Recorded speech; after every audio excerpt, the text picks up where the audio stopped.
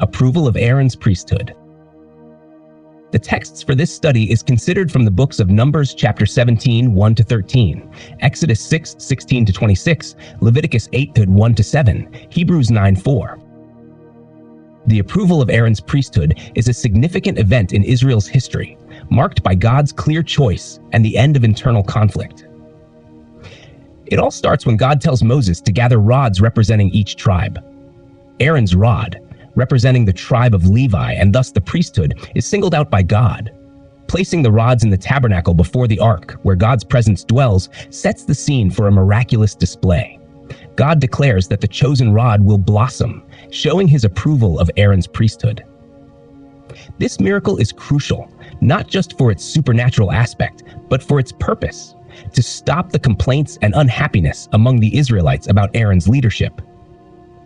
The blossoming of Aaron's rod holds several important meanings. Firstly, it shows that Aaron is different from other tribal leaders, confirming his role as high priest.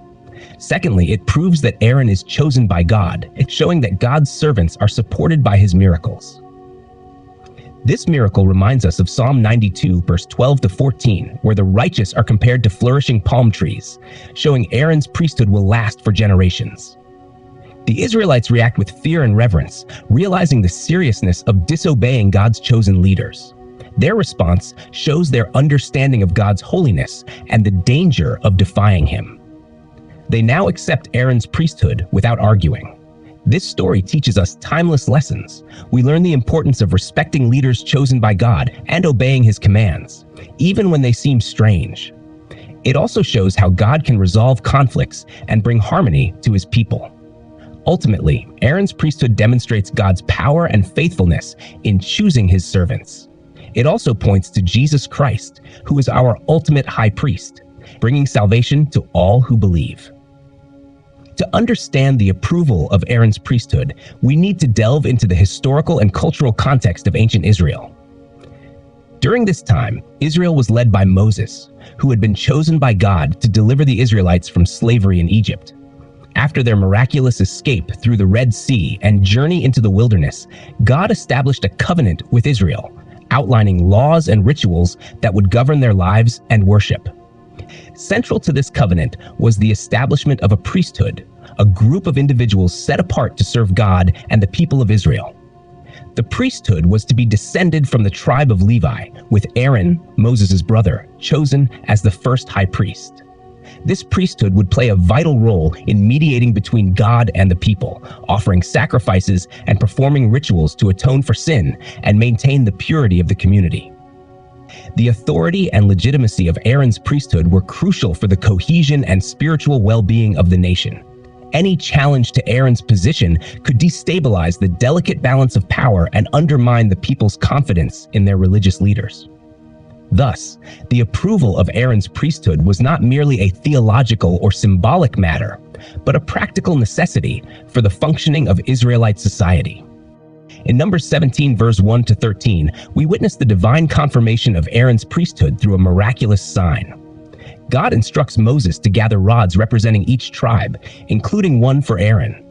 These rods are placed in the tabernacle, the sacred dwelling place of God's presence among the Israelites. Overnight, Aaron's rod miraculously blossoms and bears fruit, demonstrating God's favor and endorsement of his priesthood. This miraculous sign serves multiple purposes. Firstly, it distinguishes Aaron from the other tribal leaders, affirming his unique role as the high priest. Secondly, it validates Aaron's authority and legitimacy as God's chosen servant, reassuring the Israelites of his divine appointment. Thirdly, it quells any doubts or dissent among the people, affirming Aaron's leadership and silencing any potential challengers. The significance of Aaron's priesthood extends beyond its immediate context to the broader theological themes of divine sovereignty and human obedience. The approval of Aaron's priesthood underscores God's absolute authority in selecting and appointing his servants. It emphasizes the importance of faith and obedience in accepting God's chosen leaders, even when their selection may seem unconventional or unexpected. Moreover, the approval of Aaron's priesthood foreshadows the ultimate high priesthood of Jesus Christ, who would serve as the perfect mediator between God and humanity. In the book of Hebrews, Aaron is presented as a type or foreshadowing of Christ, highlighting the parallels between their roles and ministries. Just as Aaron offered sacrifices to atone for sin, so too would Jesus offer himself as the perfect and final sacrifice for the sins of the world. In Hebrews 9:4, Aaron's rod is mentioned as one of the items kept in the Ark of the Covenant, symbolizing his priestly authority and God's endorsement of his leadership.